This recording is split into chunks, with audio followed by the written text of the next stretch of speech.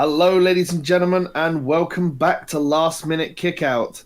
Today, we've got Kevy, Johnny, and Petey. We are the Beard Squad. Exactly. There we go. Yeah. No one gets that. Yeah, indeed. Someone will. I'm sure someone will work that out. Yes. Welcome back to Last Minute Kickout, where three guys with beards talk about the latest wrestling pay-per-view. Today, on today's show, we shall be talking about Survivor Series 2017. I enjoyed it. The others, not so much. I don't know why. We haven't talked about it. All we've said is I enjoy it, and they don't. So we'll be getting into that. So, first of all, how are you doing, gentlemen? You're looking well. I'm doing very well, thank you. Good. As for myself, I've had quite the busy, month after the last episode where I went to go be part of the tour of, the UK tour that they had not too long ago, and get to meet my hero, the man who changed me. So, which you can find out about on my Twitter at TurboXR, so you can check that. Yeah. Were you the reason that Sammy and Owens got sent home? Well, I was at the Raw show, so I didn't even meet them at all. So you went into business for yourself and went to see the show, and brilliant stuff. But yeah, it's been a long time since we've sat down to record because it was a long 4 weeks before pay-per-views, and and then it's like a whole weekend of wrestling essentially because it's one of the big four in the year. So, John, why don't you kick us off with the pre-show? Which I didn't watch. The 2 hour you didn't watch the pre-show. I didn't watch the pre. I know of the matches, but I didn't watch them. It's like I was. Like... I'll be honest. The first one was very forgettable because it was, as always, Elias. Yay! But it was Elias, and it looks like they're setting up Elias versus Matt Hardy because they've got Matt Hardy to use. They remembered, and which is kind of annoying because at the live show that I went to back at the start of the month, they had a program of Matt Hardy with The Miz going on, and I liked that match when I saw that live. It was really good, really funny. Obviously, a house show match to the highest degree, of course. Yeah. But now they obviously suddenly want to have Matt Hardy to do a program with Elias. Yay for Elias! He's gotta get a little rub, Yeah, I don't think Elias needs it though, and Matt's just stuck in this limbo of Jeff's gone, so he's not on tag team thing, and he can't do the broken character.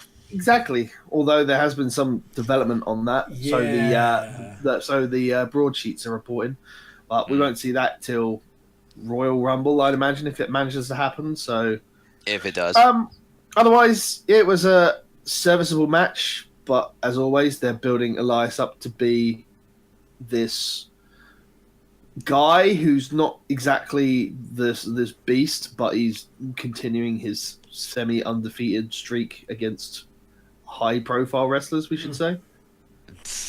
It's better than being on a losing streak, at least, that's for sure. No, it's true. The less we see of that storyline, the better, to be fair. It's curtains. Yeah. Did you watch the match at all, Kev, or did you?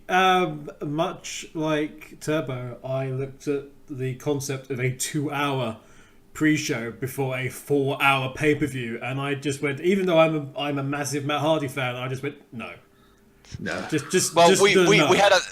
We had a 3-hour session of something else anyway going on, Kevin. So that's true. We did other things.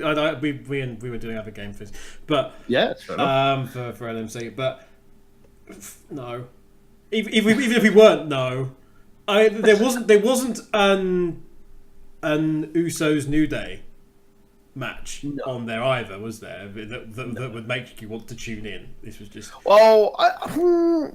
there wasn't something of massive want to watch at the pre-show, I guess. A couple of big names on there, but the matches were warm-up matches. Nothing leapt off that pre-show card and went, you must tune in and see this. I really wouldn't say warm-up matches, more like filler matches. You had all the filler matches at the start, which is not a good sign. If I want to watch an episode of WWE Main Event, I will watch an episode of WWE Main Event. And since I don't want to watch an episode of WWE Main Event, we did something else. But anyway, so going through the matches, you had Elias, Matt Hardy, as you say, Kevin Owens and Sami Zayn versus Breezango, whose main thing was the promo. Yeah, that's about it. And then you had Enzo defending against Kalisto, which was again Enzo Amore again. It's like it's not gonna have the same impact as Neville versus anyone. Anyone. But I was gonna say the triple program that Neville had with Austin Aries. It's not gonna be that caliber of any kind whatsoever. Even that got boring. Yeah, but it's still a lot better than Kalisto and Enzo, which they've done multiple times already, and it's getting. In fairness, the writing was on the wall when Kalisto was defeated by the top rope getting in. So, that was hilarious. Pun intended. A highlight of the night degree for that. It's gonna be featured. That was funny as all hell. But yeah, it was all right. But yeah, 2 hours. It's looking forward to that again at Royal Rumble time. Yeah, and even the promos that people were doing on it, from what I've heard, wasn't really no impressive. one cares. Yeah, no, it was very subpar. Like it's you could honestly tell that because they knew the results before they went into their matches, that half of them didn't care. Like the Miz's promo is a good example of that in the social media lounge, where he's just like, he really just didn't give a shit at all, and his promo wasn't up to his normal standard. I just like the best bit about that promo is at the very end, where it's just like, you tweet me on social media, you talk to me on social media, everybody talks to me on social media, just like Baron Corbin does. That was the best part of the whole thing. I'm sorry, did he turn into Oprah for some reason? Yes. Wow. You have a tweet, and you have a tweet. Jeez. It was funny, but it was just like the social media lounge and everything else that happens on the pre-show is generally garbage and boring, and it's just generally there to set up the hype. So yes, let's move on to the main event, when I say main event, the main card. The main card with its 5-man commentary table. As if Booker T wasn't enough, we had Booker T and Saxton on the same table. I feel so sorry for Corey Graves being in the middle of that clusterfuck that was that commentary table. I did like the fact that when they showed the graphics, they had Corey between the blue and the red in the. That was actually a really nice touch. Yeah. Well, it was obvious because he is the man that is on both commentary teams for both nights. The true Iron Man of commentary right now, just him trying to be this impartial kind of like thing throughout the entire night. It was quite daunting and very annoying hearing both Byron Saxton and Booker T just going on about nonsense. It could have been worse. The pre-show had Shawn Michaels, who was just rambling incoherently all the way through it. It really messing with his phone. It was so annoying, that commentary team throughout the evening, and especially Michael Cole during one specific match, which I'm sure we'll get to later. Yeah. But yeah, I believe we kick off the match with a really good match. It was S.H.I.E.L.D. versus New Day that kicked us off, wasn't it? Yes, it was. Unicorns versus dogs. Yeah. I really enjoyed this match. I did as well. I thought it was fantastic. It all started off with the usual walk down promo by the New Day, which was great. Which Woods had a fantastic line about how the match was such a dream match that all you fanfic writers and Tumblr kids will be writing about it, which I thought was quite fun. But yeah, a lot of niggle in the run up to it. Obviously, they made a good deal of the promo package beforehand, really putting how New Day was the point of the attack for SmackDown when they did their whole hashtag Under Siege thing, and how it was them on this, and it was they who were the ones who went to Raw twice and had the balls to do it. And the Shield side of that promo was pretty much they're the Shield. So and there's a lot of niggle on social media, especially between Big E and Mr. Reigns, and it was both of them actually really shined in this match. I really want Big E to have a singles title run while being part of the New Day, and I'm not talking like heel New Day where they'll interrupt, because I mean they'll do that as faces anyway, but I really want Big E to be at least a main event contender on SmackDown. Like I could really see them pushing Big E as a heavyweight champion at some point. I want it to be while he's part of the New Day. Yeah, it's good that they're on SmackDown because US title would be perfect for him. It would be, but I don't want them to float around the mid card. I think them in the main title scene at the moment would be a massive spotlight on that area, which, as we all know, has been rather devoid of everything for the last two or so months, which is really annoying and depressing, unfortunately. But having the New Day in the main event slot week in, week out, I think would be really good. Yeah, they've got the capability of actually now from microphone entertainment and sort of cross presenting, if you like, with all the different mediums that they do. They can pretty much handle shouldering the burden of the show itself. So yeah, why not? And they've all got that capability now. But yeah, it started off pretty well. We had sort of a bit of a back and forth between everybody.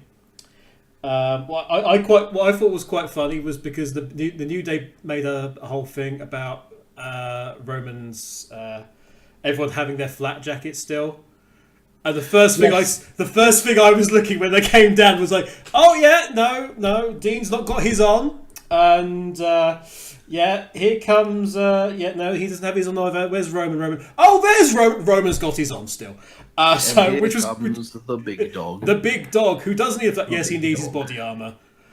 Still. There was all sorts of stuff going on. John, was there anything that sort of stuck out for you? Yeah, definitely the crowd were definitely into the match itself. They were definitely into the whole notion this is Raw versus SmackDown. You gotta pick a side. It's like cheer for the Shield, cheer for New Day, or whatever, you know. And it was definitely right down the middle at times. So it's like they were totally invested into it. Crowd still didn't like Roman. Still chanting, you know, you still suck, to them. He is John Cena after all. Yeah. Well, he's John Cena 2.0 after all. A couple of notifying spots. Big E spear to the outside. I seriously wish he stopped doing that. That one in particular looks sweet, but it shortens his career. It's seriously gonna shorten his career if he keeps doing it, and it'll only take one botched attempt of that spear to end his career, and I do not want to be there when that happens. A couple other things. What was it? That some great hot tags from both teams. Seth Rollins getting a good hot tag, doing a couple of blockbuster. Well, he did one blockbuster and then he attempted another one. I think who was it? Was was it Big E, I think, that countered it. Yeah, so, he that counted it was slash really good. swatted him, I think. Was it? Oh, yeah. It was a mess. It looked a mess, so we'd have assumed it was a counter. And then it was kind of like leading to, multiple finishers and stuff like that. Seth Rollins and Dean Ambrose doing their finishers for near fall on... the kick into the I can't remember the name of Seth's kick, but the kick into the... Well, they're calling it the Kingslayer. The pull away knee. I think it's like that's what they're calling it, I think. And then Dean Ambrose doing Dirty Deeds. That combo that they do now is very impressive. But obviously it all leads up to the a big chaotic brawl near to the end bit of the match, which eventually would lead to a super triple powerbomb, as I call it, from I think it was the second rope, not from the top rope, but from the second rope, to who ate the pin? I think it was Kofi. Kofi Kingston. Kofi got squashed. Yeah. So and that essentially brought Raw up 1 in the ranking. It was Raw 1, SmackDown 0. Yeah. They were that was the thing that they were really harping on for this year that they didn't do last year, was actually tallying who was winning Raw or SmackDown. I think that's last because year they didn't do that. I think that's because they know all the fans at home are going to do it anyway. Yeah. Unfortunately, it does bring along the point that it makes it incredibly easy to work out what matches are going to win in succession. Which I kind of point out later on in the night, which we'll get to. So, but no, I definitely agree with you guys. I definitely enjoyed the match. Definitely showed off quite well. Even Roman getting a good couple of spots, and I think it was a good way to open the show in general. Yeah. I think that's evident by New Day in general. I think because that has been the consistent thing that New Day has had in all of their pay-per-view performances. They are opening the show very well as a cohesive unit. Whoever they're going up against, whether it be the Usos or the S.H.I.E.L.D. or whoever, they tend to have consistency of making the opening match great. So. Yeah, there was a lot to really like in this one. Xavier's career's been cut short by about 6 years because he took a buckle bomb, which is funny. You mentioned I totally forgot about that. Highlight number 1 of the Booker T commentary was Ambrose can take this all night long, whilst Ambrose is getting the unicorn stomp. Now, to be fair, that thing did go on forever. Yeah, but it's just like Ambrose can take this all night. Look, what you think the man can get taken just being kicked solidly for a night? Okay, fine. There was some. It's been worse. The super kick by Rollins to Big E caught him really flat, and that was really sweet. Xavier also, when there was when it was him versus Reigns and they were doing a bit of a crossover, the slide under Reigns was actually really slick and actually popped the crowd a little. The cry of Rollins like, end it now, and trying to sort everyone out. That was a nice little touch. Like, okay, we can't do anything. The double splash from the New Day in the corner where Kofi. First of all, Xavier was lifting up Big E. I totally forgot about that. Yeah, the double midnight hour. Yeah, the double midnight hour. That was impressive. It was almost splash mounted midnight hour because it was just bang bang. Yeah. I got really pissed off with Dean Ambrose after that because he sold it for about 2 seconds. After which he was like looking around, like, is it my time to move yet? And it's like, sell for fuck's sake, man. Honestly. Yeah, other than that, the only other hidden highlight was, and what I'm beginning to love more and more in the New Day matches, is just follow Xavier Woods' hair throughout the match. because it is just hilarious because it gets frizzier and frizzier and it grows and it grows and it grows and it grows. It just becomes ridiculous. The longer the match goes on, the bigger his hair just expands outwards, which is quite funny. But that's definitely a Kane Frizz level kind of style of. The Ambrose lariat continues to be absolute crap and really bad. Oh yeah, it's obviously too predictable, and it's getting even more predictable as time goes on. So it was the way I just fell into the ropes was really lazy. And it was like, yeah, I just want to have like if ever. Well, it's never gonna happen again. But if ever Brock Lesnar goes up against Dean Ambrose again, I just want Brock Lesnar to just whack him one. Yeah. Just like after that rebound, just really just clobber him. Absolutely. Make him stop using it. And okay, last hidden highlight from me. You may remember last show I mentioned about how it seemed a bit odd that WWE didn't notice there were Young Bucks cease and desist T-shirts. Mm-hmm. There was like a couple of fans. That double, there was 4. Right, like the center camera to the left a bit. 4 fans with Young Bucks cease and desist T-shirts. So eventually, by Royal Rumble next year, basically the entirety of the hard cam is going to be Young Bucks cease and desist T-shirts, which is going to be fantastic. And then eventually, just the entire building will just turn into a giant, massive cease and desist T-shirt. But there was speaking of the Young Bucks, we'll get to them again later. Yes, we will. One little highlight for me, because you were talking about the Unicorn Stomp earlier, like minutes before we had the Shield emulate that, but they didn't give it a name. I would first rightly just like to give it a name right here, and I'd like to call it the Hydrant Shuffle. Oh yeah, it was so bad. Like New Day have it down to a thing where they all rotate round, and like Shield were just like stop, tag.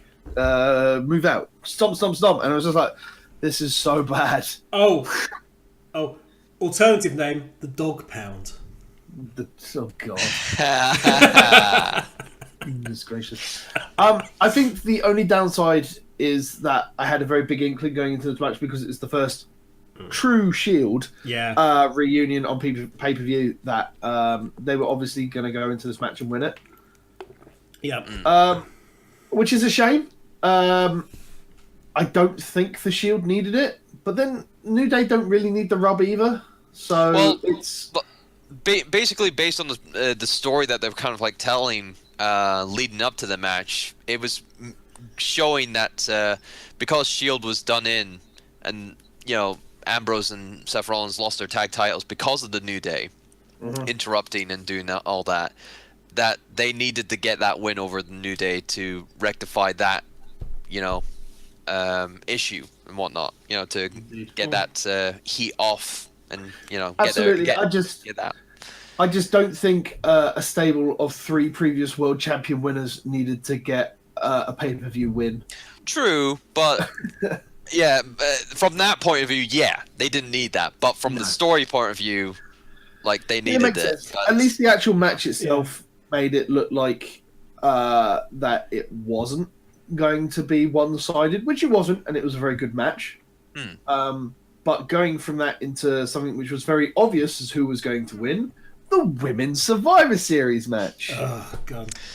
As soon as Oscar was on the team, it was... okay. Oh, gee, I wonder who's winning.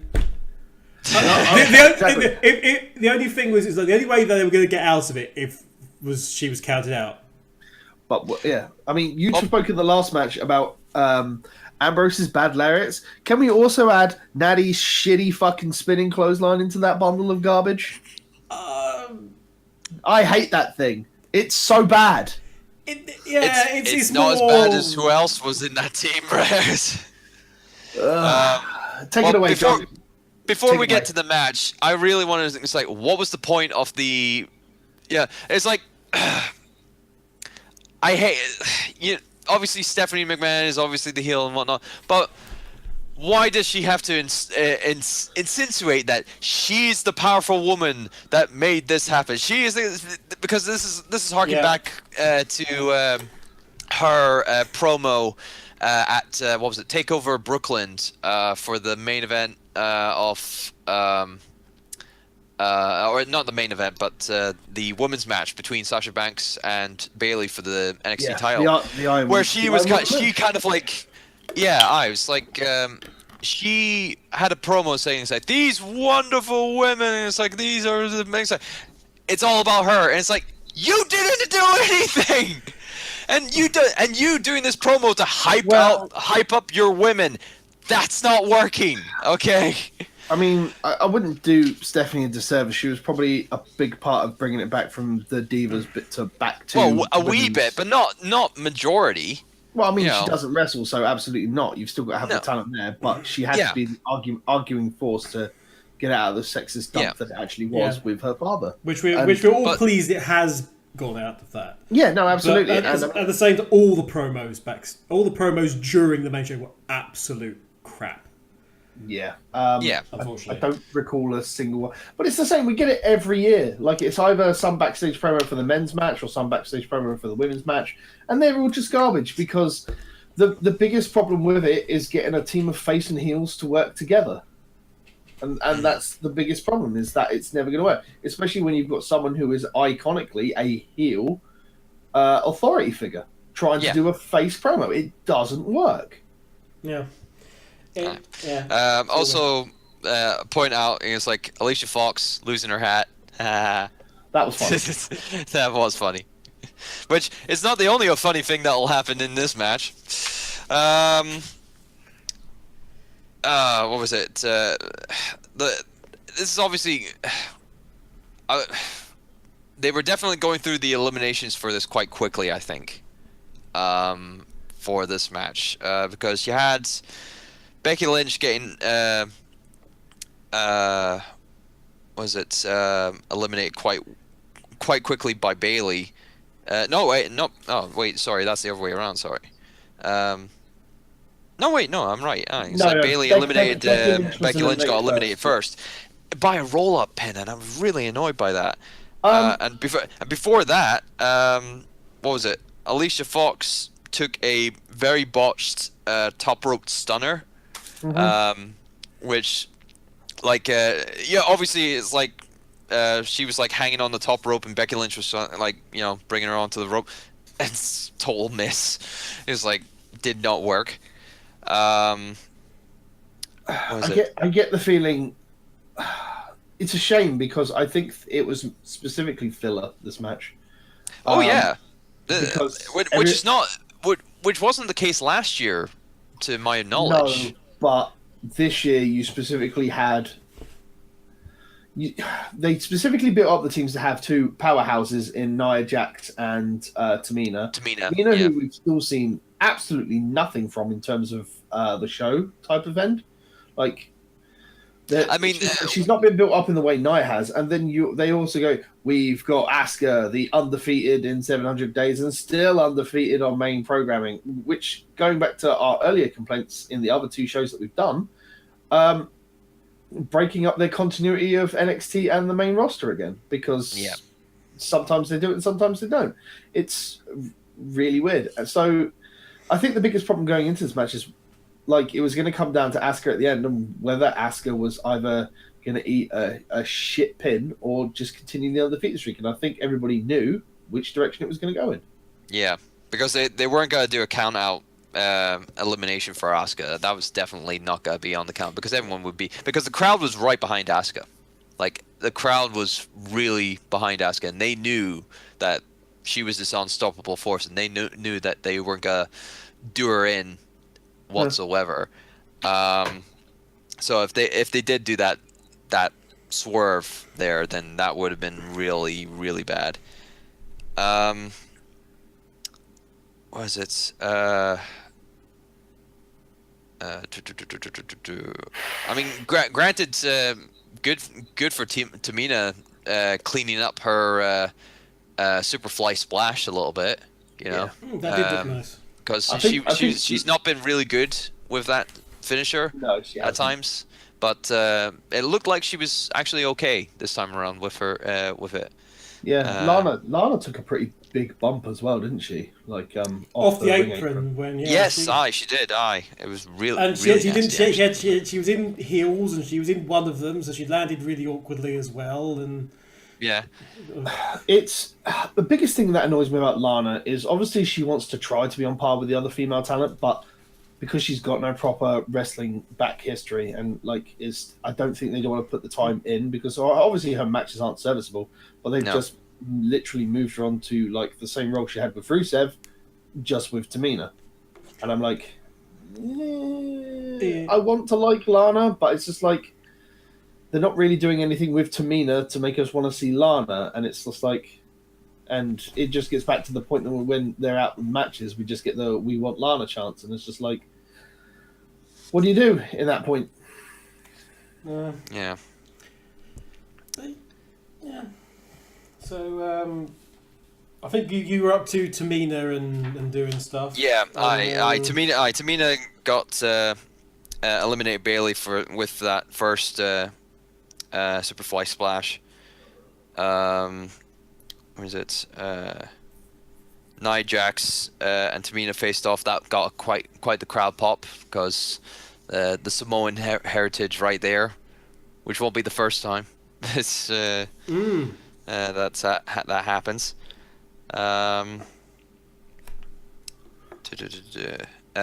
They were obviously both selling or like showing off that their kind of like dominance of each other, of like how hard hitting Samoan they were. Which is it's all right coming from the women. It's like we've seen it so many times with men and whatnot. I think it was a pretty bullshit way that they got rid of Nia again. Yeah, it's not the first time they've pulled this in the last couple of months. And like, didn't even the commentators call out that the ref only got to 9. Yeah, although Nia Jax did hit the floor quite hard. I was kind of worried about that. I don't know whether or not that was quite. Quite the kind of like bump, but yeah, getting eliminated by count out. I mean, she's the big girl in the crowd, and she needs to be eliminated by count out. That's a bit meh. The only way they were going to knock her out is by submission or count out, and. The really dumb thing is that I actually think count-out is the more acceptable way in these sort of matches, because I don't understand why in a normal standard tag match they'll run in and break up a pin if it's in danger, but in an elimination match, like a Survivor Series elimination match, they'll just watch on the sidelines. Right. I have something to say about this in a minute, because it's just irksome. It's just irksome. This is gonna irk even worse for her later. Yeah. But yeah, moving on, John. Well, Kevin. I'll do my stuff in a minute. All right. Okay. Alicia Fox got eliminated by a botched pin by Naomi, which was supposed to turn into a bloomin' submission elimination, but of course the referee counted the 3. What was it? Mojo? I think JoJo was on announcing duty, and she didn't announce that she was eliminated. And the referee's like, "No, you're out. You're out." He's like, "You've been pinned." And it's like, nobody knows. God damn it! And that's again, Alicia Fox. I said it last time. She has one good move in her arsenal, but she fucks everything else up. Sorry, I'm swearing a lot. It's all right, mate. We can rest easy in the knowledge that when the next Botchamania comes around, this entire match will be in there. Matthew's already said, boy, oh boy, was it a good show for him. Yeah, definitely.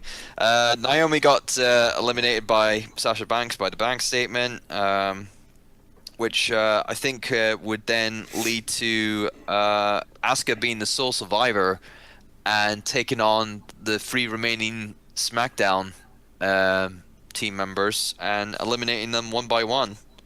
Sasha Banks got eliminated by Natty first. Yeah. So so then it got. It was only Natty and Tamina still left. So it was like 2-on-1.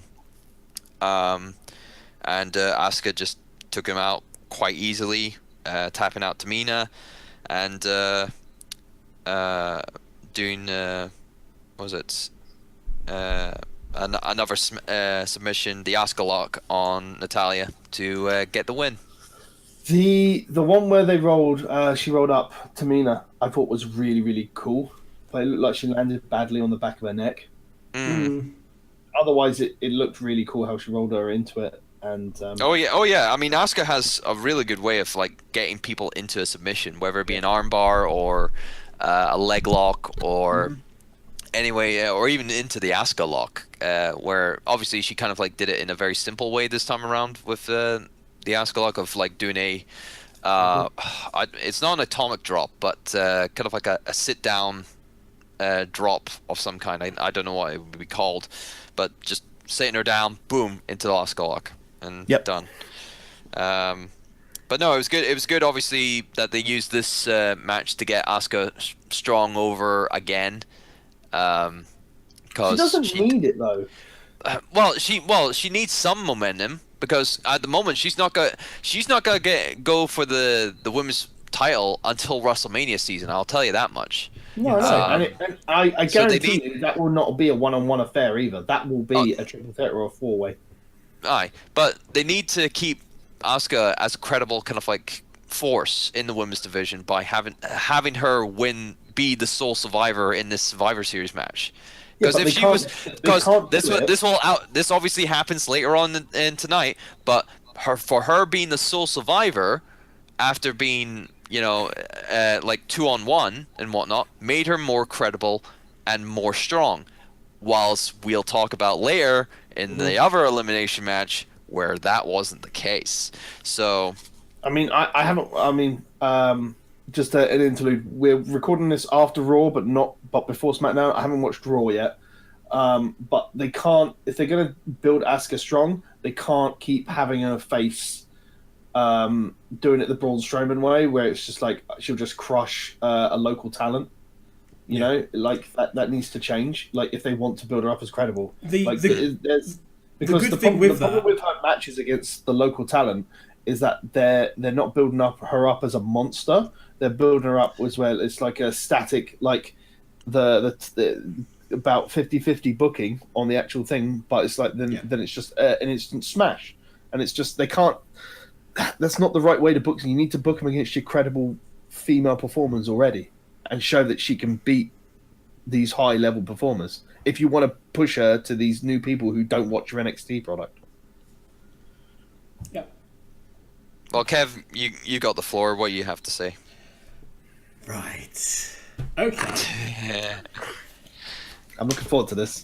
I have 2 pages of notes on this. Oh, Jesus Christ. Jeez, I condensed mine to one. Right. Okay. Jeez, I don't know what you've got. First thing is, yes, a reminder that you're right. A reminder that Stephanie was the force behind the women's revolution, which we totally needed. And the thing I noticed from that was that Nia with the braids actually looks really good. I prefer with the hair down, but that's just me. Yeah. Lovely another hidden highlight at the beginning when Becky came out for her introduction. She did her spin at the top of the ring, and she went out to high five the crowd, and then realised she was actually like a metre away from the crowd. She was expecting the kids in the crowd to be a lot closer, so she had to like take a quick couple of extra steps and then start high fiving people. It was just funny how she was like high five, just fresh air. I was gonna say, then it's like, what would be the difference? Because it's the same Titantron that they keep using. She looked surprised that she completely mistimed it. It was quite funny. Alicia Fox got cheered, and I had to check what I was drinking. We actually had. I don't remember that. At one point, we had dueling chants from the crowd. I don't know what they were pumping into the stadium to get this, but we had "Let's go Becky, let's go Fox." Again, that's probably I guess that's the crowd just going for Raw and SmackDown mode again. I'm totally baffled by that. Cole made a good note, actually, regarding SmackDown not really sorting out the Becky pinfall and not actually. Cole pointed out, "Hey, nobody yelled to Becky to watch out. There's been a tag." And it was sort of then to say, "Hey, it was SmackDown's own fault." That got reversed later. Tamina came. You know what? Tamina and Nia were in the ring together. I was also one of the ones who popped at that, and I was just like, okay, I was quite happy with these two going at it, but I actually was a little bit disappointed that they both, again, you said with the Samoan territory and everything, that I always was disappointed that they both didn't suddenly decide, fuck all of this, team up themselves and then destroy everyone. I would have absolutely loved that if it had just gone, fuck it, we're going to take everyone out. Leave them all in a mess. Both walk out together. We're family. You guys are not. Bye-bye.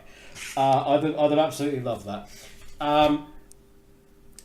The landing that Fox got from the top rope was really nasty. She did well to carry on with that. Then we've got onto the botch. Carmella. I was watching the show with Double Cross, actually. We were both watching it together. Mm-hmm. Carmella slapping Asuka.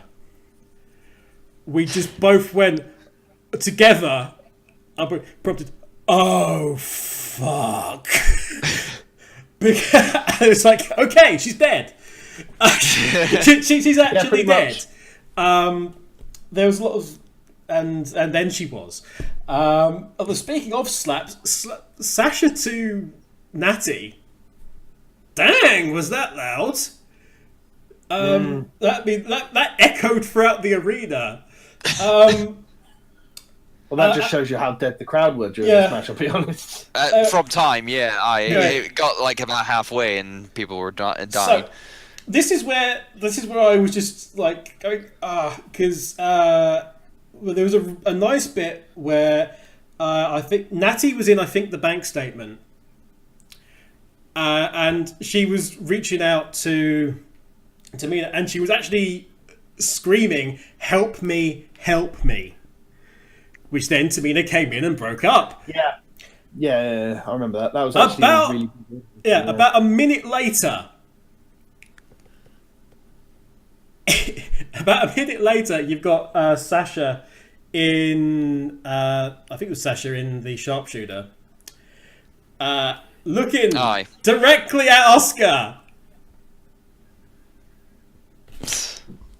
Rory's dumb! Alright? Rory's dumb! Yeah, but didn't Tamina run in and knock Asuka off the apron as well? Yeah, she did a double thing. But it was like someone actually going, "No, help me stop this," as opposed to just going, Asuka just sort of standing there like a lemon on the side, just going, "Are you okay there? I don't know. It's nice over here in the corner. I think I'll stay here." It was a bit silly. I love the fact. I think maybe Sasha Banks should have shouted in Japanese and said "Tasukade." Well, just a simple translation error. You know. Actually, the Becky elimination played nicely into the fact that Natty wanted to be the captain, and Natty sort of waving Becky goodbye, which is a nice one. I love the fact that it came down to Natty and Asuka, because you've got Natty's taught Japan, she can do the Japanese style, and they kind of went at it a little bit at the beginning. I wish they'd have had a little bit more time, but it was kind of hard hitting. There was some nice there was a nice switch. There was I think Natty like kicks to the back to get out of the or somebody that kicks to the back that got out of the armbar or whatever it was. There was some really nice nice little bit of counter wrestling in there, and we knew the result, but I'd say the last sort of 3 minutes when it was those two, I thoroughly enjoyed. No, it was the ending was pretty good. Unfortunately, it was broadcast very easily. Yeah. I have a feeling from the SmackDown side, the SmackDown stuff was specifically built up the way it did. And this is a retrospect to lead into the storyline of like who's going to challenge Charlotte next. and it'll be like everybody wants to have a go, but they'll be like based on their performance, and people will go, well, Natty was the last one, even though. But I have a feeling that's how it goes. But I mean, I'm sure we'll see more of this. The women from Raw and SmackDown facing in the second time of the year where Raw and SmackDown face off against each other at the Royal Rumble, because I imagine we're going to see in the next 3 months more women hitting the roster, and we'll see a women's Royal Rumble. Is the next thing I think we'll see. But the first ever. But how can that be? Don't you know this is the only time in the year where Raw and SmackDown face each other?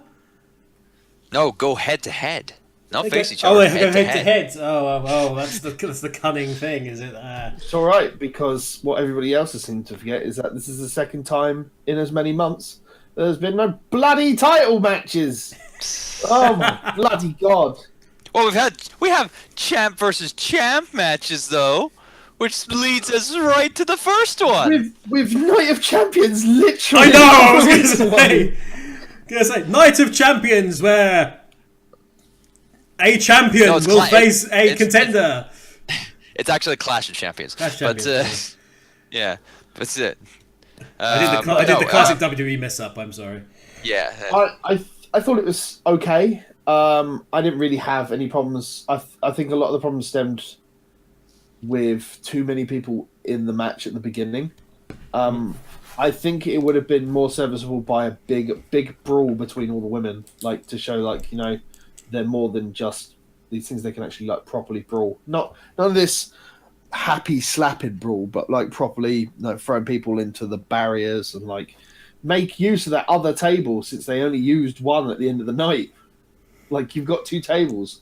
If you want to make an impact, put Nia through it and then let her get counted out. True, it might have been too early to do that, but that's why you don't have a Survivor Series match at the beginning of the bloody night. Who knows? Maybe Fox was due to go through it.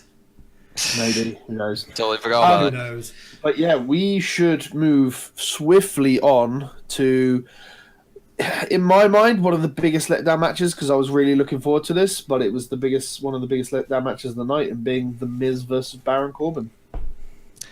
Yeah, I could definitely agree, because I only have half a page of notes of notoriety for this match. I mean, the puns are real.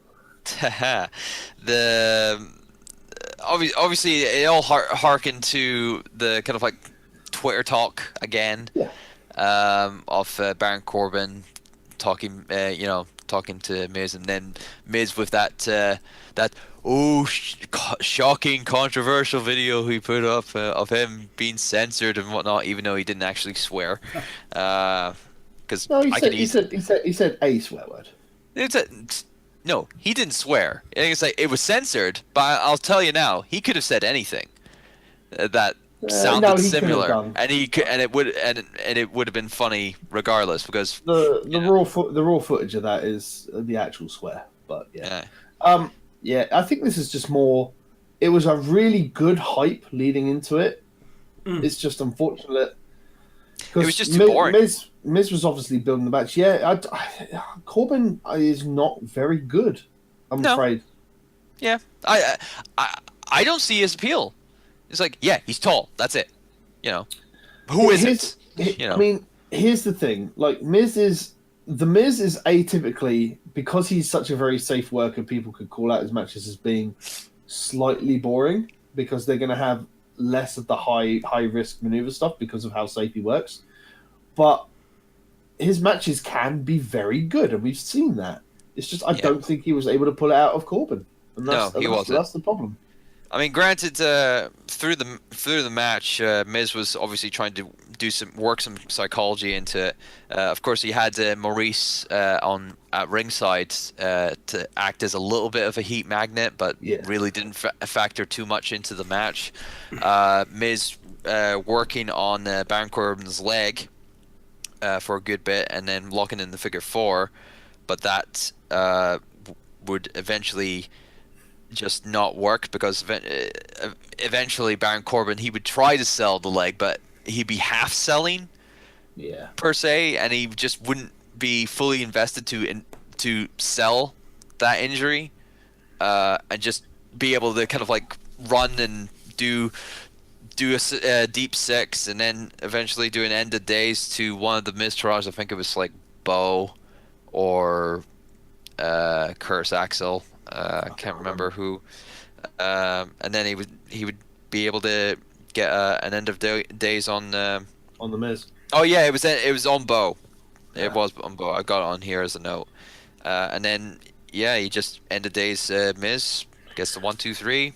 Smackdown get the win. So they're still trying to keep off at the end of days as this unkick-outable finisher, and they've kept it safe at the moment. But until I imagine we see a proper high-profile match, like if they ever move Corbin to the heavyweight championship division, then which I highly doubt because he had the briefcase and they didn't do anything with him, and he lost it.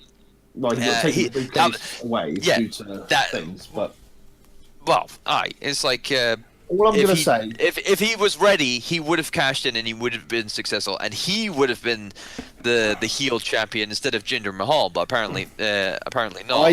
I think this match is a very good example of why he doesn't have that briefcase right now. Because essentially everybody that is complaining the reasons why Jinder was doing with that belt, we would have had Corbin on that belt.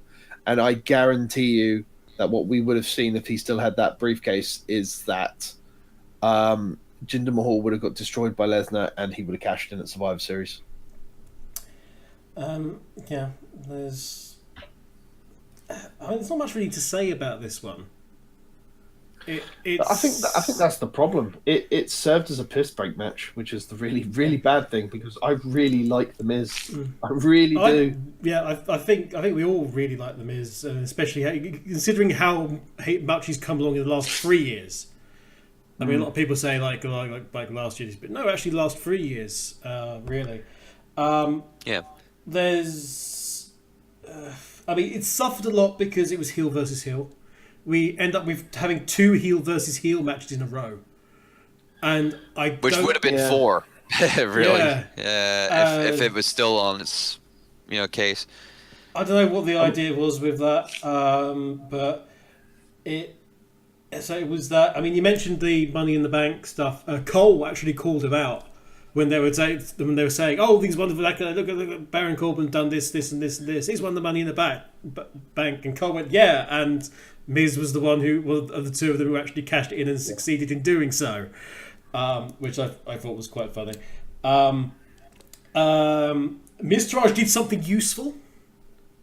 They actually did something useful. Bo tried to take Corbin's head off, which I thoroughly enjoyed.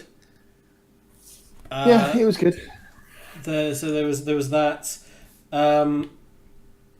The corner kick by Miz looked very bad, actually. It was the most obvious thigh slap in the world. So that was a bit sloppy. I was happy to see more Daniel Bryan theft with the corner drop kicks. And which is nice to see more Daniel Bryan theft. More. I wanted to start. One day, the crowd will appropriately respond to that move. One day. Yes, they didn't kind of get. They did the yeses for the kicks, but they didn't. Yeah. They didn't. Well, granted, I don't think Miz will be doing it that many times, because that's quite a dangerous drop kick thing, because you're kind of like landing on the back of your neck a wee bit after doing that drop kick in the corner, and because I remember Daniel Bryan doing it, and he's kind of like was like falling back back quite well, and I don't think Miz wants to do that. He'll bust out. He'll bust out when he feels it requires it. The End of Days finish was pretty sloppy. End of Days and didn't really do much in the way of convincing me that this is a fantastic move. The Deep Six still looks a billion times better. I wish that was the finisher. This fantastic black hole slam. But no, it's just a signature that's a 2 count. Move, End of Days looks like a move, and we've said this before. And the Deep Six looks like a finisher. And you will not get up from the deep six, or you should not get up from the deep six. The only other note I've got on here is right in the beginning, which is what is going on with Baron Corbin's pants. It looks like he's got camel balls. It looks like he's taking Braun Strowman's old trousers and looks like he's wearing the piss trousers. Yeah, right actually, yeah, that's a good point. But yeah, what is going on with those? It looks horrible. And the last note is just, oh, for fuck's sake, Baron Corbin wins. My only remark is on your heel versus heel thing. It really looked like they were trying to push Miz to be the face in this situation. Whether it was regarding things said on social media or whatnot, Miz came across in his pre-match interview as a bit more of a face. Well, it was definitely the case when the promo after the match by Baron Corbin was basically saying, "It's like, I got this win, and I don't care about any of you," and just walking out, and that's obviously him being the heel right there. Yeah. So, but yeah, no, it's several stuff like during the match as well, where he's protecting his wife's honor and everything else, makes him seem like more of a face in this. Whether they want to try and shift him over to be more of a face or more of a tweener, I don't really know. I think Miz could pull off the tweener stuff very well. I was gonna say he'd probably be more of a tweener than a face because the last face run he had was just not was good. Terrible. Yeah. I think we're going to see more and more tweener personalities out of superstars now. Quite possibly. Yeah. I mean, you say about that. If throughout the whole match, Miz was very clearly wrestling angry, which I kind of dug. That made sense. And frankly, if you're going to have the two of those two, Miz is sort of de facto face, just because no one gives a damn about Baron Corbin.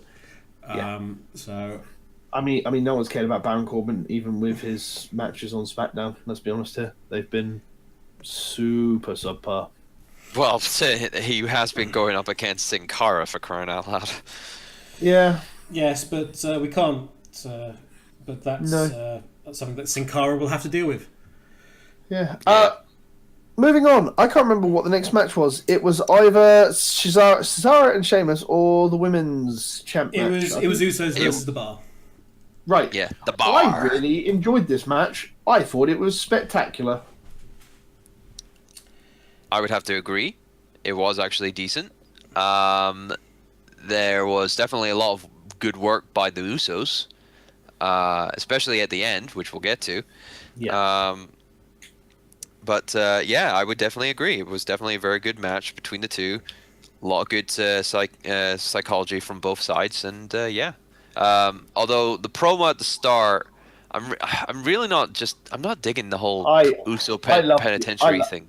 I mean, I get it a bit more if they'd actually won their cage match, like the Hell in a Cell against the New Day, but like I love the Uso promos. I love the Uso theme music at the moment. Like, I think it's brilliant. I just love the Usos promo work. I think it's come leaps and bounds from when they were the face team like years ago. I really enjoy them right now. I think they're really good, and I've always had a soft spot for Cesaro and Sheamus, so I was really looking forward to this match. My problem with the match is it was one of those ones that once again felt going into it. They made a big deal of Cesaro and Sheamus winning the previous year against the Usos being left in it, and so I kind of knew going into it that the Usos were probably going to win this match. Well, granted, I mean, going into this match, I think it's like it was Raw 2, SmackDown 1, so yeah. Again, so they needed to tie up a little bit there, so that was gotta be the case. But going into the match itself, Jimmy and Sheamus starting off the match quite well. Usos taking good control. What do I have here? It's like, what was it? There was just some really good spots in this match, I think, just throughout. Yeah. Without spoiling what you're going to say or anything else, like, I just think the ring psychology in general is very good. Like, very, very good tag team wrestling. Just in general. Yeah, definitely. I've got here, I don't know what, I can't really remember what I wrote here. It's like, Usos more in control while commentators gabbing about BJTTTW. I can't remember what that was. Me neither. It was obviously so forgettable. It must have been. It must have been something annoying me that that I made a comment about it. Like half of the pay-per-view then. So it definitely must have been something that really annoyed me. Nice uppercut by Cesaro. Cesaro's uppercuts are always awesome to see. The one where he got one of the Usos flying out of the ring. Yeah, that was beautiful. Yeah, it looked a little bit sloppy in terms of the uppercut because obviously you've got to be very careful about how you do something like that. Yeah, but in terms of what it was aiming to be, it looked very good. Yeah. Yeah. While the bar was in control, they did some really good tag team work as well, which is part of the whole psychology of it. It was really good. Yeah. They did one really good kind of like segment, like spot that I really can't explain, but it was just really good teamwork and a really good move to pull off. Jamie did a wisp in the wind to Sheamus, which is kind of weird, very Hardy Boys-esque, coming from the Usos. I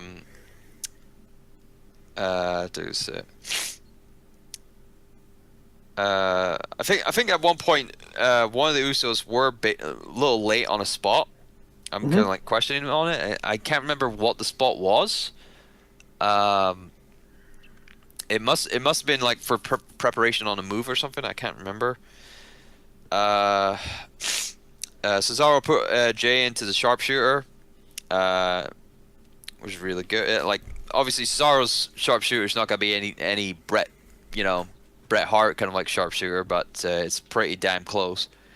While you talk about the sharpshooter, can I say what one tag finisher I would like to see the bar do is Cesaro doing the sharpshooter, but Sheamus doing the Texas Cloverleaf at the same time, like the sharpshooter with the arm. All right. No, I thought you were meaning something like what the Revival and Team DIY did at Takeover that one time, where they have like double submissions on the two guys, and they're both like tapping out at the same time or something like that. I mean that's what I want them to do. Like I want them to have a double submission because the problem with Sheamus, I was gonna say the problem with Sheamus though, he doesn't have a submission. He's all offense. He has used the Texas Cloverleaf before though. Yeah, but he's not a submission specialist though. That's the problem though. No, but like if you're gonna work with someone as Sheamus, as Cesaro, who is, very, very, very good with it, I think it'd be cool just for Sheamus to do it. I think it would be a very good spot that a double submission finisher is also something that forces dominance on your opponents. Okay. Like we're in control of this match. Yeah. Double submission, double tap out. I think. Is it allowed if it's 2-on-1? No, I'm not talking about 2-on-1. I'm not talking about like. Oh, but they'll have an opponent each. Okay. No, I don't think it's technically allowed. I was gonna say. That would. Yeah, the referee would have been counting to 5 for that. If we can get it in the 5 count. I mean, essentially, they're not allowed within the ring, which is why refs get really super annoyed whenever they break up the pinfalls. Oh, super annoyed. Yeah. It's like, what are you doing? What are you doing? He was pinning him. I actually, general wrestling. I love how refs are so surprised by that. It's like, what? No, you. How could you?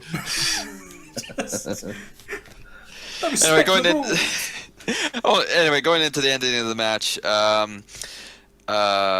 Sheamus does white noise for a 2 count.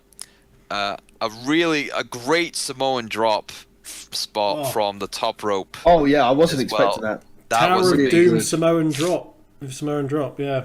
Yeah, and then the Usos get with the final spot of, I forgot which one it was. I think it was Jimmy, doing the flying tag. It's like, I don't know if you guys have ever seen the TV pilot for Tag Team with Jesse Ventura and Roddy Piper.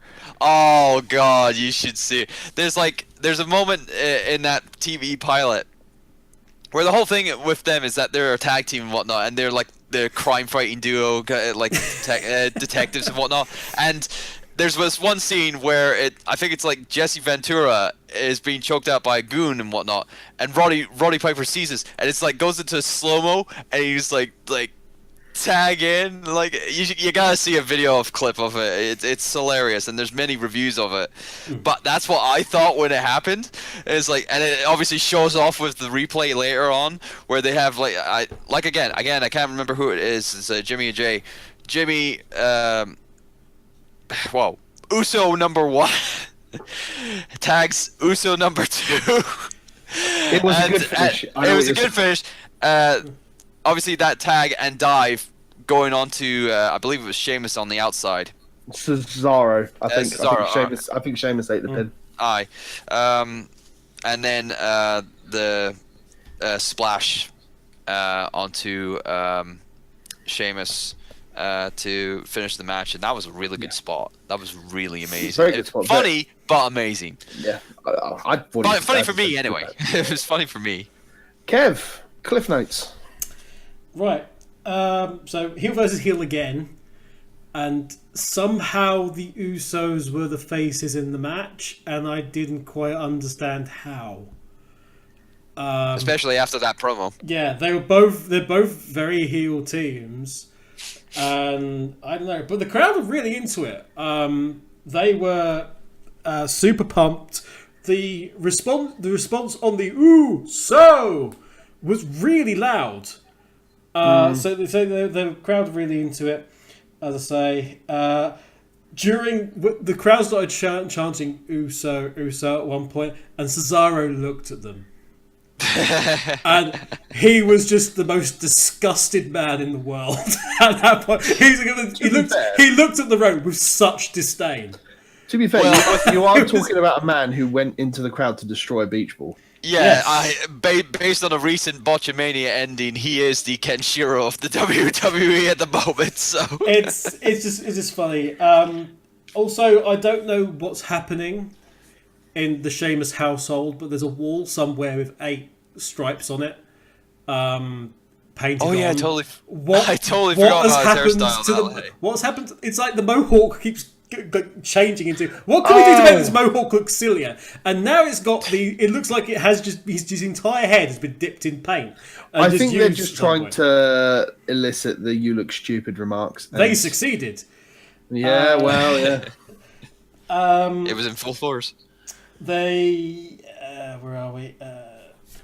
Cesaro taking a back body. Oh, we lost Pete for a second. Come back to us, Pete. I'm coming. Fucking silly old Discord decided to crash on me. Silly old Discord. Anyway, you're not missing much. So the back body drop Cesaro took into the turnbuckle, which was interesting. It was a bit of a nasty landing.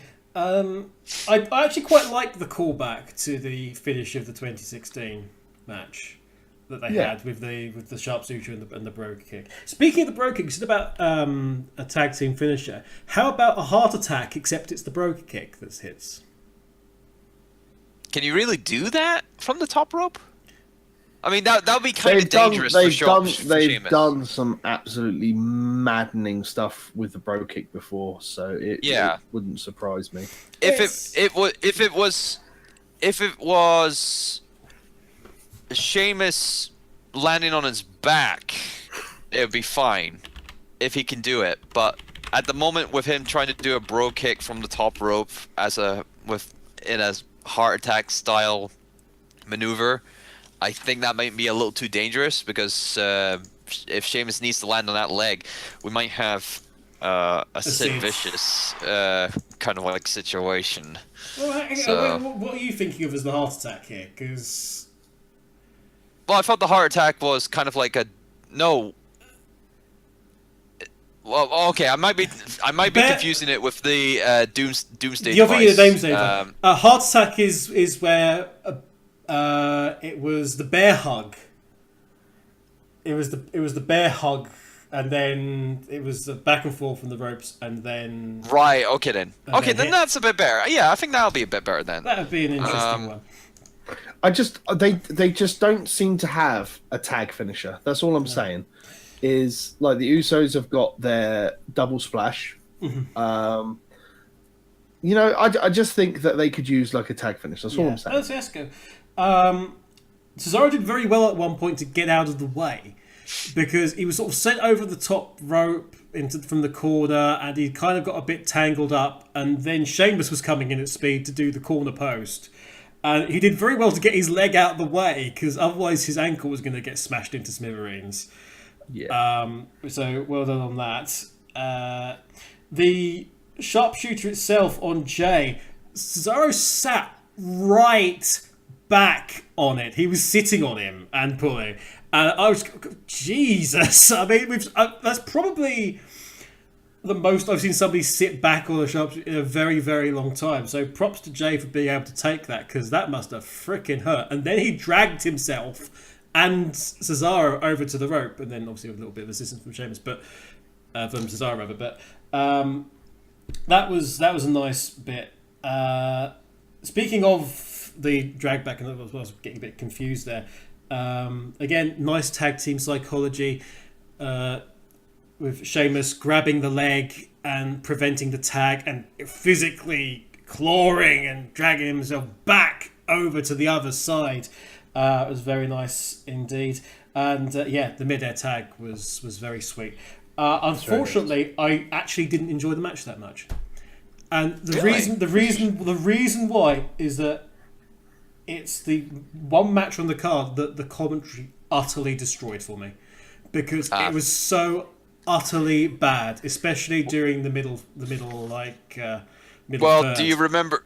So, do you remember what my BJTTTW is all about then? I could only assume it was about when they were talking about about tag team titles at some point. Booker T and Corey Graves. Booker T. All right, so that's another T then. So Booker T tag. Yes, the tag team title win. Oh my God, I got really pissed off about that. It's like Booker T just spamming on about how many bloody tag teams he won, and Corey Graves with his kind of like experience of harking back to what Pete said, and it's like, oh, they don't acknowledge NXT and whatnot. Well, Corey Graves is like a 2-time NXT champion, NXT tag team champion, and it's like, that really did hurt. So thank you for reminding me, Kevin. It was what was quite funny was that Booker T was when it was pointed out to him that, hey, what do you think? What do you know about tag team champions? Well, actually, he was like this NXT champion NXT, and Booker T went, yeah. Like that somehow proved his point. Yeah. And everybody else was just going like, "What are you talking about?" But the wittering on was very bad, I thought. Yeah. And it distracted from the match a great deal. But that's that. Other than that, I mean, granted, for me, I kind of just didn't want to listen to the commentary half the time. I just wanted to focus on the match. Yeah, so. I want to see that match again so I can enjoy it for what it is, because there's a lot of play it on mute. Play it on mute, just with the crowd noise and no commentary. Yeah. So that should take us on to Alexa Bliss versus Charlotte Flair. Yep. Can I start with this one, because I am quick on this one.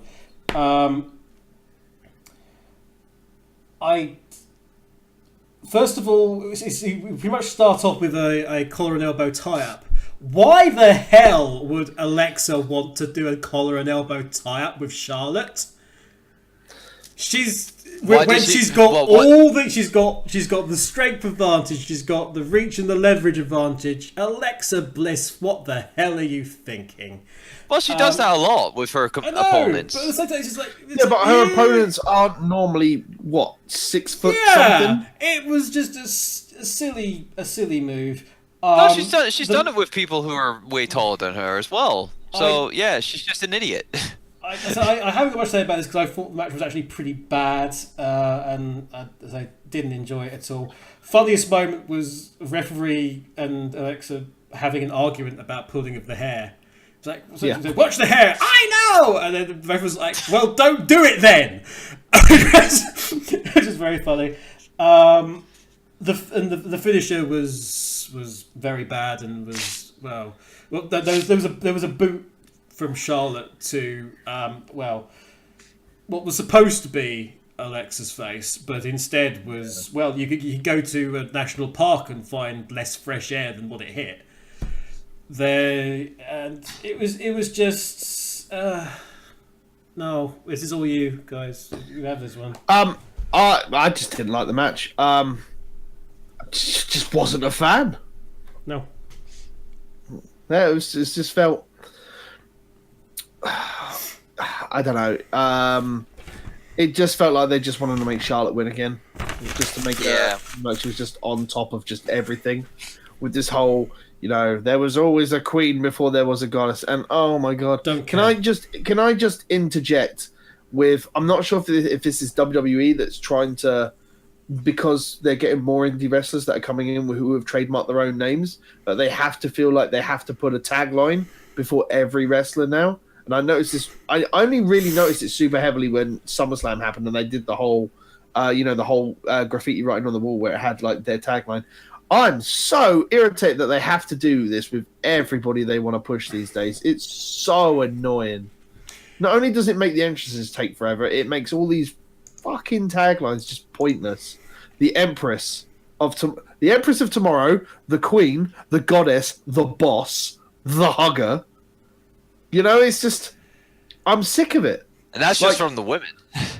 Yeah, I mean, I'm absolutely tired of it. I just want Charlotte Flair versus Becky Lynch. None of this. But that's the problem. Garbage. It's the problem with the WWE. They still want to create characters, not people, and to kind of like have the best of both worlds. They have these people with characters or character personas as such, and that's the compromise that they want to do, and that to you, Pete, that's more annoying than just having just a straight character.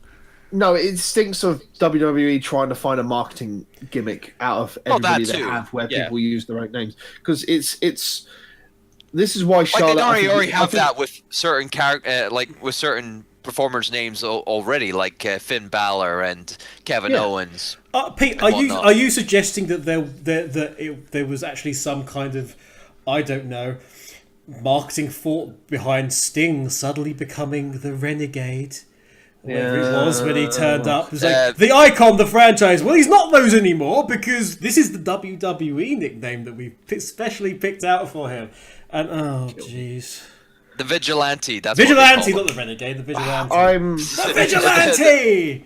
I'm just tired of it. Why is he? No one cares. It would be really nice and refreshing to have the commentators for a start call out wrestlers by their actual names rather than the Lunatic Fringe just did this amazing move. The Architect, the Big Dog can go take a big shit on his own fucking lawn. I'm so tired of it, especially when people have been around for so long. Before this was the massive thing, and you have someone with like a billion names like Triple H. Oh yeah, the Game, the Cerebral Assassin. Can you imagine if they Can you actually imagine if they used all of his tag, because they're doing it. They're like, well, welcome to the ring, the Empress of Tomorrow, Asuka. Can you imagine? Welcome to the ring, the King of Kings, the Game, the Cerebral Assassin, Triple H. And I'm like, his entrance ended 5 minutes ago. You'd have to also have, he is the COO of World Wrestling Entertainment, the 14-time World Heavyweight Champion. I'm so tired of it, and I just want people to be people. He once saved a puppy from a burning building.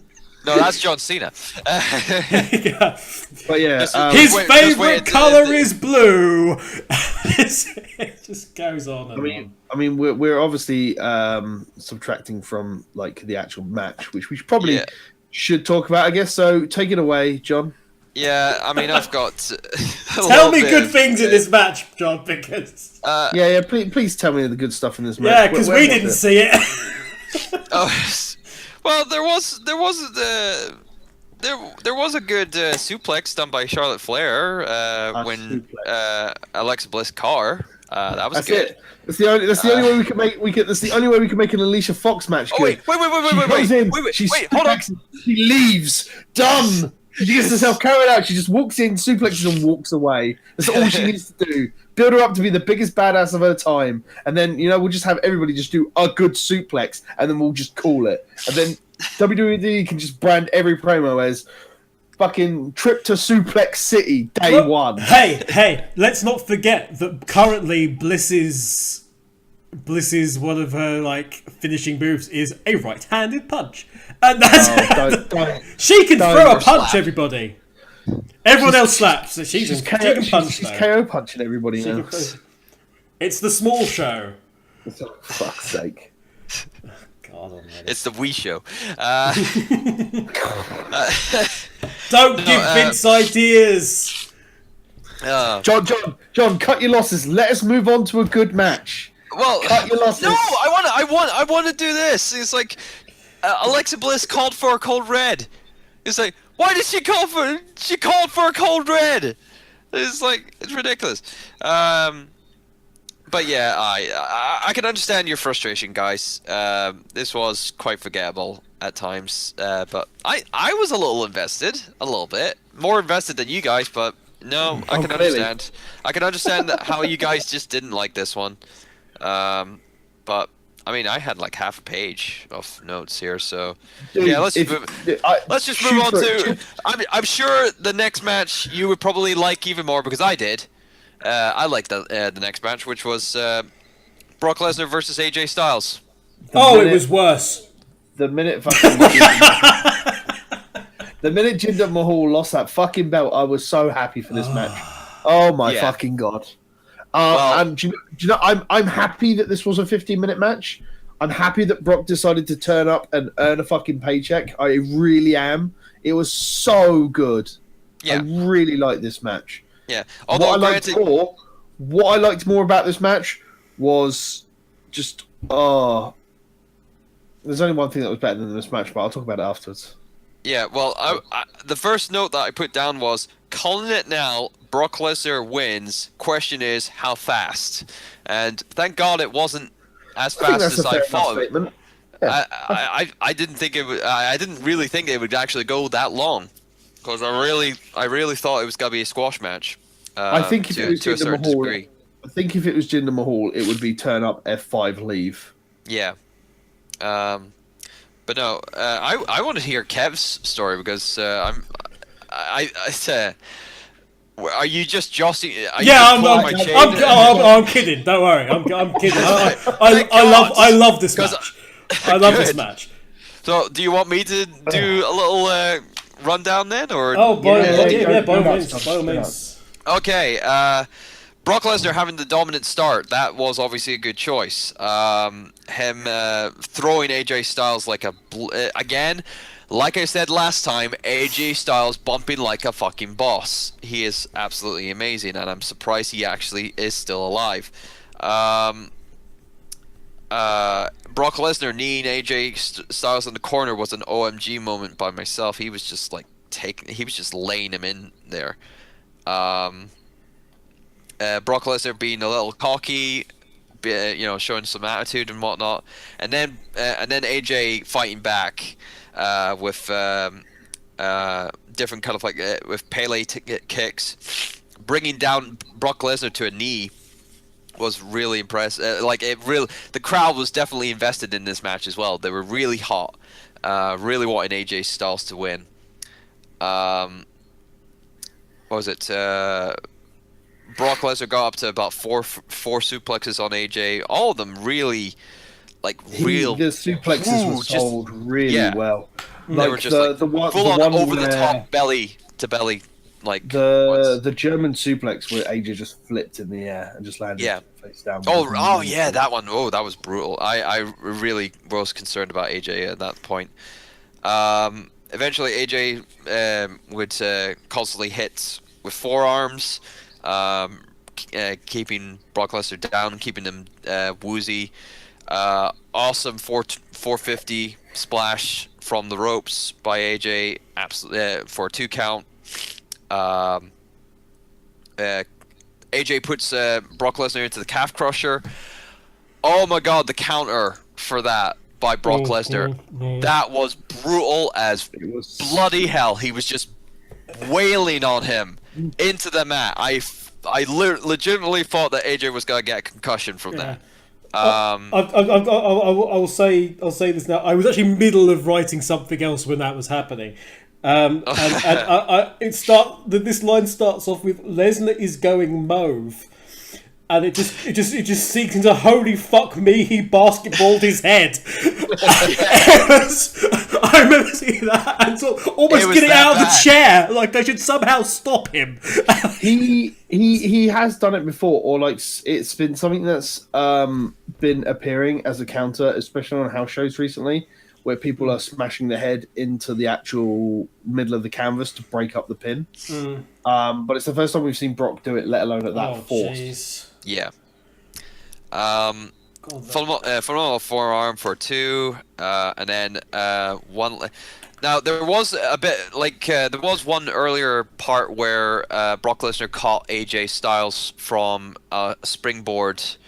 I think it was like a springboard moonsault or springboard jump from wherever from AJ, and they were Brock Lesnar almost went down. It was almost like a semi-botch. He was really trying his best to keep his balance for that. But no, when it came to the second time, AJ went for another phenomenal forearm. Brock Lesnar catches him, hits him with one F5 and gets the pin to tie Raw and SmackDown with 3 wins apiece. So it was definitely. I don't know if it was your match of the night, guys, but I would say it was one of the best, either the second best or the best. I think, although granted, I think the best would probably go to the S.H.I.E.L.D. New Day match, definitely. But no, that was we'll go through rankings after we've talked about the last match as well. I think. Yeah. Kev, your notes? Yeah, you mentioned the start, Turbo. And I like that. It makes logical sense because recently Brock's been getting caught on the start. So the fact that he was straight off and in there shows that, hey, Brock's learning, or at least Paul Heyman is learning and has told Brock. Brock Lesnar's teaching him. And it's like, okay, Brock, we got this. This is what's been happening here. And he just has a whiteboard of all the kind of things. He's not just an advocate. He offers advice. So that made sense. Also, sort of. Slightly played into the fact that Brock wanted to start off quickly because maybe he sees AJ as a bit more of a danger than perhaps was let on, because we need to get on him straight away and make sure none of this messing about, straight in and sorting stuff out. There was a moment where not long into the match, Brock picked AJ up by his hair and dragged him from corner to corner, and it was just brutal looking. It really was. I agree. AJ, being AJ, decided he was going to bump around like crazy. The way he was landing on some of those German suplexes was. I was surprised he hadn't dislocated both his shoulders, and at one point, I thought he genuinely had dislocated the shoulder. It was pretty bad, and. Again, he was selling like crazy for that. There was the tornado DDT that was kind of botched and ended up with AJ pretty much face planting the canvas. So that was a little bit awkward. But all the way throughout, there was really, really good storytelling, really, really good ring psychology going on. They were telling this story about what was going. It was very clear from the outset that. Hey, Brock was the guy who was going to brutalize, and he was going to fling AJ around, and AJ was going to try and survive. You mentioned about sort of the laying in of the knee. Yeah, that totally got me as well. And I almost got the feeling that AJ asked Brock to make sure you lay these in. They were going a little bit. He did it very well because he sold it all the way at the end of the match. Yeah, as well. they were sort of trying to sort of do a little bit of a tease to what happened with Cena, I think, Yes. as well. Oh, they made reference to that as well during the match on commentary. Yeah. Noticeably, in the match, this is one of the few times I think we've actually seen Brock in open pain. Yes, with the calf crusher. With the calf crusher. Yeah. It made perfect sense that as AJ was going around, he was targeting the knees. He was both knees into the steps, knees into the turnbuckle, is following around, staying on him, and then going into the calf crusher. Made absolute perfect sense. One thing that a lot of people were saying afterwards was, Brock, has Brock injured? No, because Brock Lesnar was selling like a goddamn champion. He was doing exceptionally well. He sold the knee when he actually caught AJ for the finish. And he was sort of yelping in pain, and he couldn't quite. The stumble wasn't the fact that the momentum. The stumble was he was selling the knee. He was like the knee. It made it look like the knee buckled a bit. And afterwards, when he rolled out and all the way up the ramp, he was selling, making sure he sold the knee, and he was pausing and he was looking around. Yes, he had to obviously buy some time on the ramp. But I was half expecting at the end of the match for there to be a handshake. It looked like it. It looked like it. Brock was sort of looking back, and it wasn't like an "I need to finish this guy" look. It was a sort of like a sort of. It was the sort of look that sort of made you think there might be a sort of Taker Jeff Hardy ending. Yeah. That's a fair estimation. With a sort of like a pat on the shoulder and the sort of like okay, good job, kid. Yeah, but with Brock Lesnar, it's definitely not in his character. Yeah, but it's not in Lesnar's character, exactly. Yeah, it's definitely not. But yeah, definitely a big thing of that match going through, I think, was Lesnar's selling, which is underappreciated. And AJ Styles is AJ Styles. And Enough said. WWE have complete faith in AJ Styles. And quite Absolutely. Rightly so. Well, here's the thing. I hope to God that's the case going forward, and not just giving Jinder Mahal the title back. He goes on to lose it at Champions, obviously. But I hope to God not. But again, it goes back to from the last pay-per-view, who do you turn to? Who did they turn to for the last pay-per-view? Who for the emergency? It was AJ Styles. And absolutely. There we go. 50-minute match, very, very good. I really enjoyed this one. We're going to have to speed through to the final, the Men's Survivor Series match. We kind of knew going into this, again, that it was going to be a draw going into this, and this would be the match to determine everything. I think it was pretty decent. I think... personally, we knew that there was going to be a run-in from Owens and Zayn at some point. I wasn't expecting it as late as it did come in the match. Mm-hmm.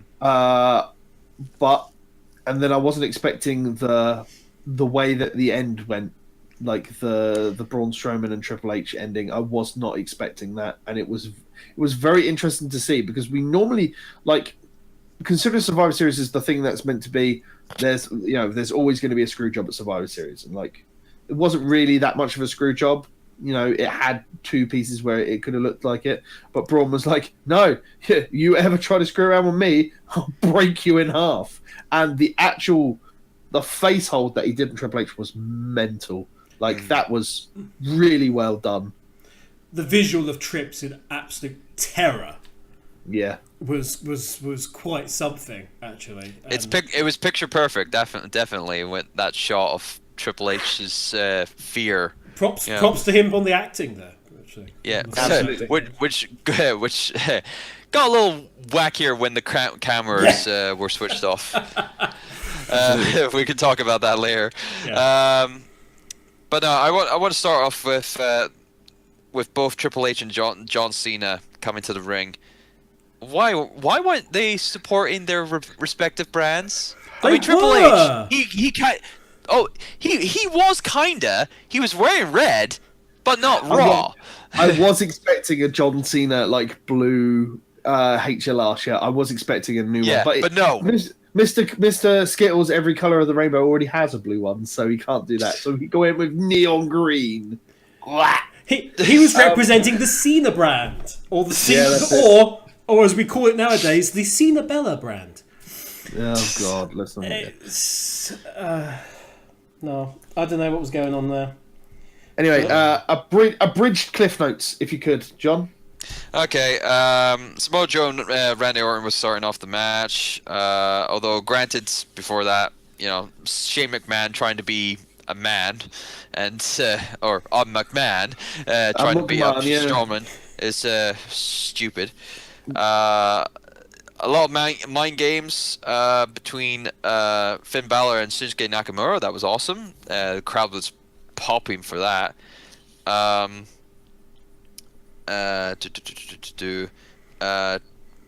was it? Bobby Roode gets a hot tag and the crowd pop.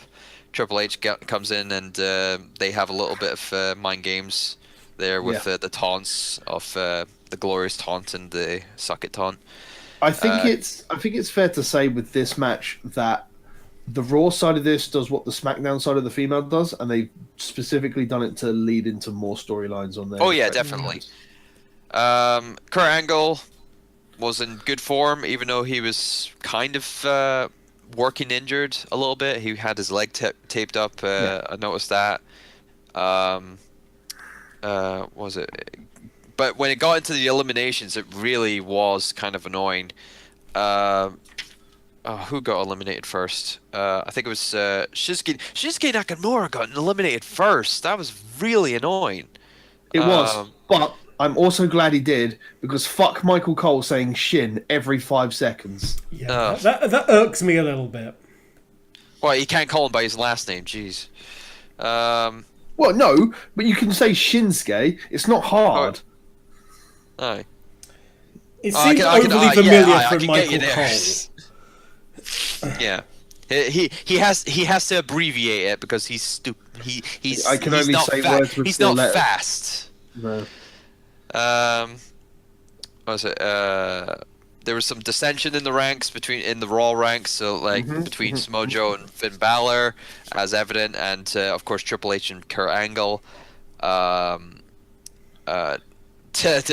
After what was it? I think Bobby Roode got eliminated next. They what was it?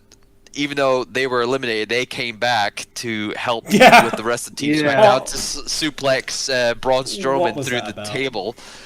That was stupid. It was like a couple of more eliminations. John Cena, Finn Balor, and Samoa Joe, giving 2 to Samoa Joe to make him eat a pin. That was annoying.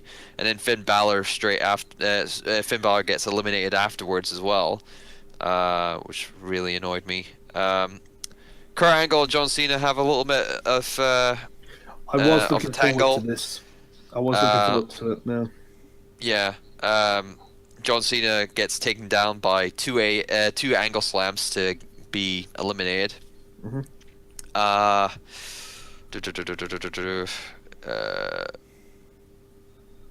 What was it? Then we should have. Wait. Yeah. Randy Orton took out Finn Balor with an RKO. That's what happened. Out of nowhere. And then out of nowhere, and also out of nowhere, Sami Zayn, Kevin Owens coming in to take out Shane McMahon, and then Randy Orton gives Kevin Owens an RKO from out of nowhere.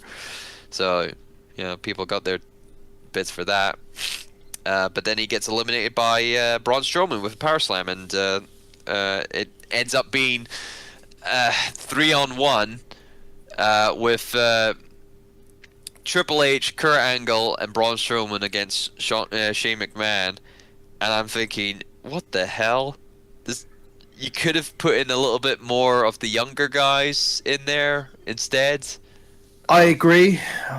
I unfortunately think it was a thing that they just wanted to push specifically. They just wanted to have a storyline set up for the Mania season going forward. Yeah.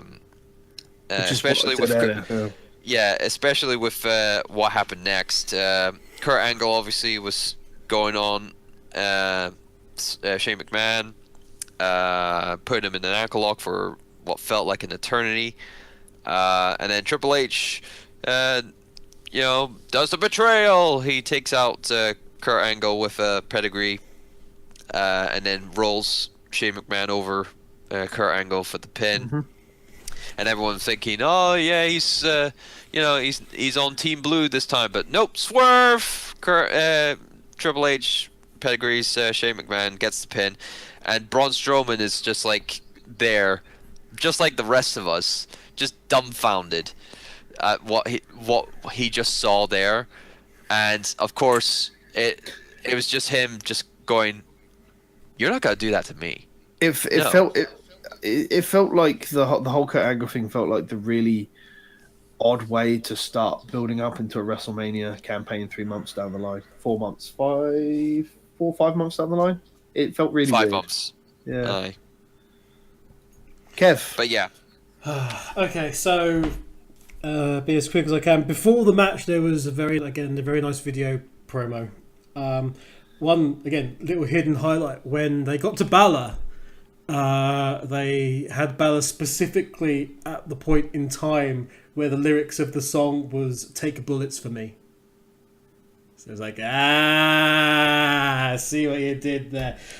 Speaking of that, when in the ring before the match began, Trips with the too sweet to Balor.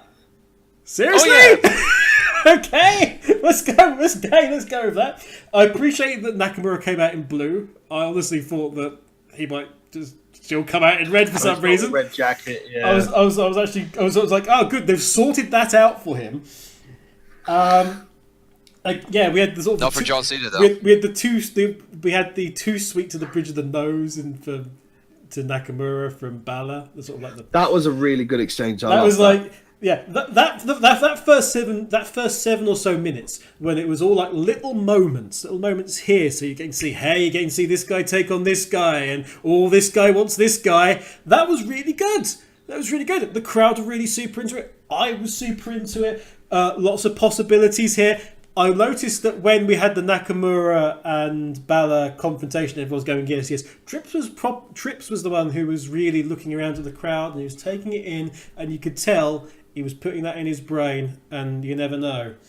You never know what we might get down the line off of that. But he took notice of that big crowd reaction. He made sure he took notice of it.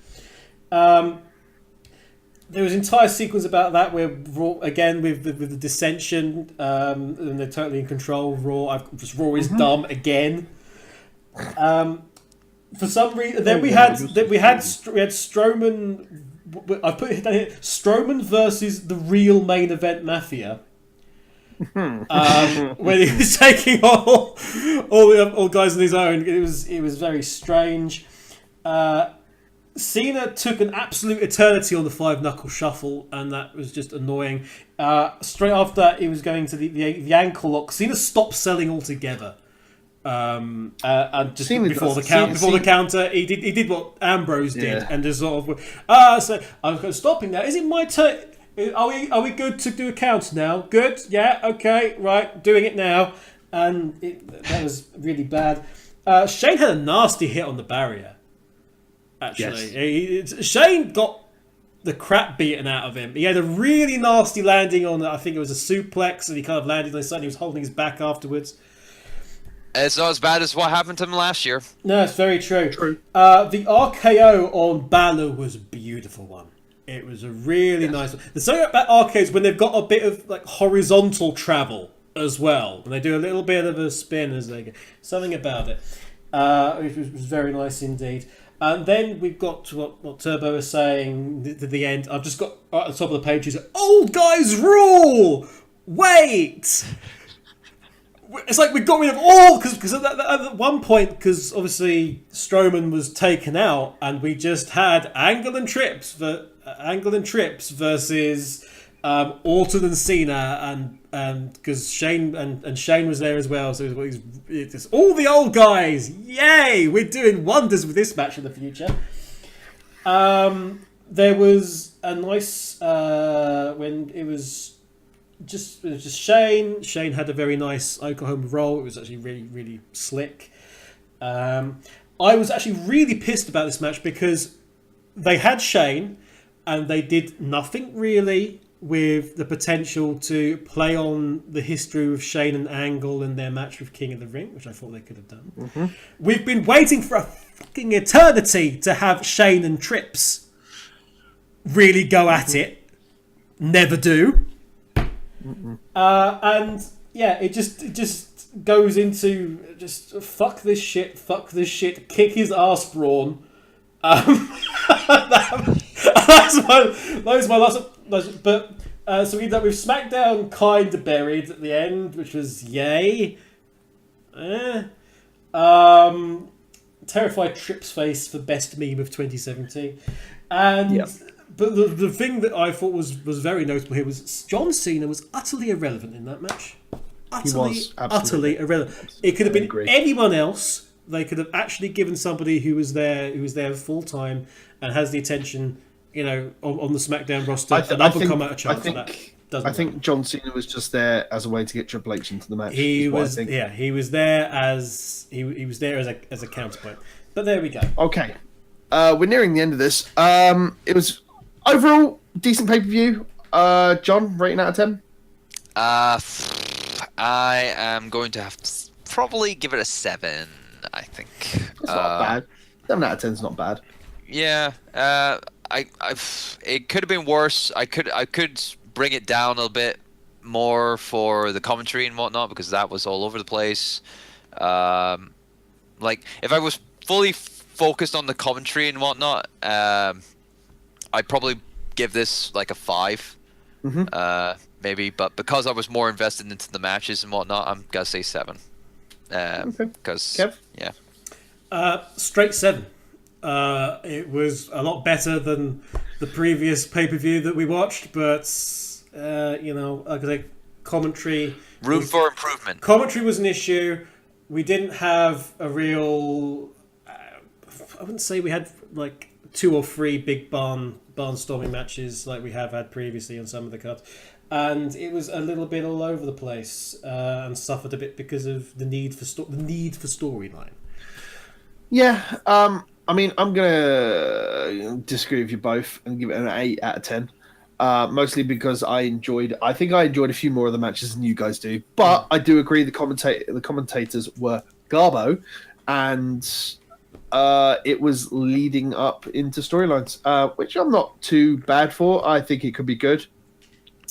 As this sort of pay-per-view generally, they generally see who works well with who on both rosters and see what they can do in terms of swaps later on. I'll be honest, I was fully expecting Owens and Zayn to do more of a, we do this and then we'll allow Triple H and we'll get us back on Raw and we'll work from there and get off SmackDown. But we'll see. We're very quickly running out of time. John, where can they find you on the social media? You can easily find me on Twitter at TurboXLR, and you can also check out my Twitch streaming channel, twitch.tv/TurboDriveLive. Mr. Kevin. You can find me on Twitter at @TheKevinEva. Or alternatively, you can find Last Minute Continue at LastMinContinue. And you can follow us on YouTube by You're Already Here. If you're watching this on iTunes. If you're watching on iTunes, then hi. Please give us a 5-star rating. But yeah, otherwise. Mr. Pete! Absolutely. Mr. Pete, Titans Creed Esquire. You can find me on my personal Twitter at Titans Creed. You can find my Twitter that's built specifically for the YouTube at the Gaming Phoenix. At Gaming Phoenix. You can find me on YouTube at youtube.com/user/Project Phoenix. Everyone, if you have watched this video and you enjoy it, I hate to be the guy that does this on YouTube, but yeah, give us a thumbs up. Leave a comment. Tell us what your best match that you enjoyed at Survivor Series was. Just get involved and we'll start the conversation. We'll just talk back to you as well. We know you're there. We see you watching. We do see you watching. We know you exist. Come and talk to us. We'd love to have the conversation with us either on social media or in the YouTube comments below. iTunes, as Kev said, leave us a good review and everything else. Please do. Before I go, I do want to do a massive shout out. Go watch the 365 episode with Kevin Owens. It is really, really good and an amazing good watch.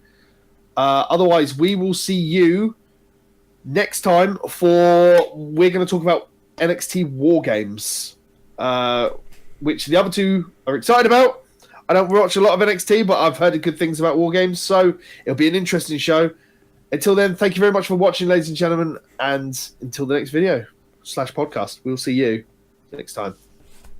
Bye-bye. Bye.